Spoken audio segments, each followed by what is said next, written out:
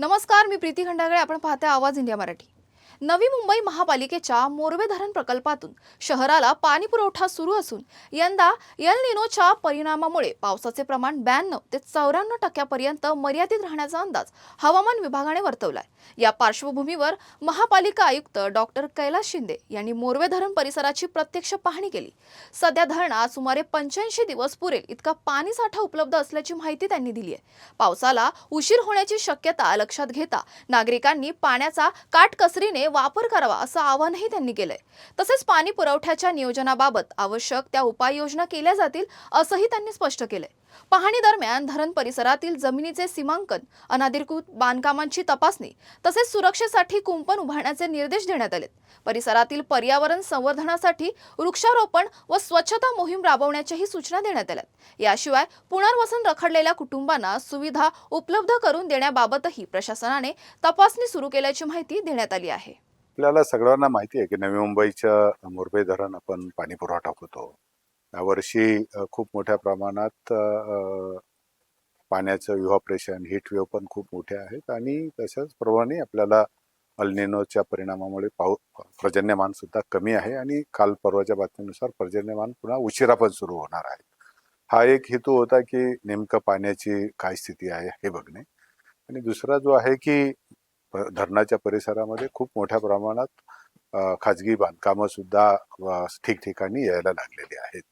जरी ती बहुतांश बांधकामं ही सर्व क्षेत्राच्या बाहेर असली तरीही त्याचाही धोका भविष्य काळामध्ये धरणाच्या पाण्याला होऊ शकतो.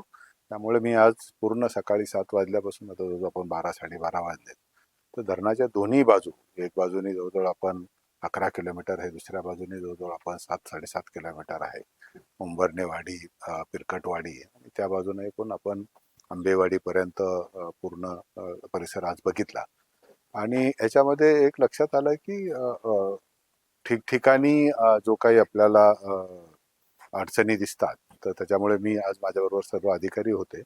सर्वप्रथम तर आपण मोजणी करून घेण्याच्या सूचना दिल्यात. एक टोटल स्टेशन सर्वे आणि पूर्ण आपल्या बाउंड्री जिथे जिथे आपल्याला भविष्यामध्ये धोका दिसतो की इथे अतिक्रमण होऊ शकतात, बांधकामं होऊ शकतात, तिथे मी कंपाऊंड वॉल टाकण्याच्या सूचना दिल्यात. आणि जिथे जिथे आपल्याला दिसतात की जिथे प्लांटेशन करायचे ते प्लांटेशन सुद्धा आपण करायला गार्डनचे माझ्याबरोबर होते, DMC गार्डन सुद्धा होते, इस्टेट डिपार्टमेंटचे होते. त्यामुळे ही सर्व मालमत्ता जी आहेत मी जिल्हाधिकारी महोदयांशी रायगडशी पण चर्चा केली आणि त्यांना तातडीने ही मोजणीचे आपण ऑलरेडी पैसे भरलेले आहेत.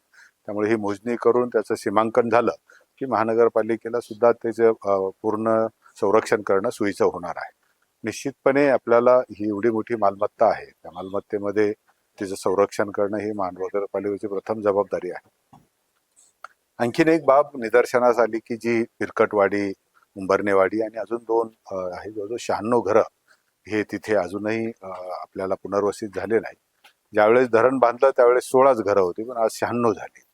तर त्यांच्याकडे सुद्धा त्यांचे जे नागरी समस्या आहेत, तिथं पिण्याचं पाणी आहे, वीज आहे, त्यांना दवाखानाचा भाग आहे आणि जाण्या येण्याचा मुख्यत्वे रस्ते हा सगळा वन विभागाच्या क्षेत्रामधून जातो.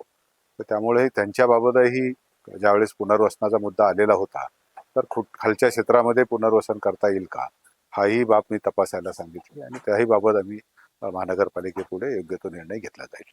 तुर्तास वेळ झाली येथेच थांबण्याची. अशाच महत्त्वाच्या बातम्या बघण्यासाठी पाहत राहा आवाज इंडिया मराठी, शोध सत्याचा.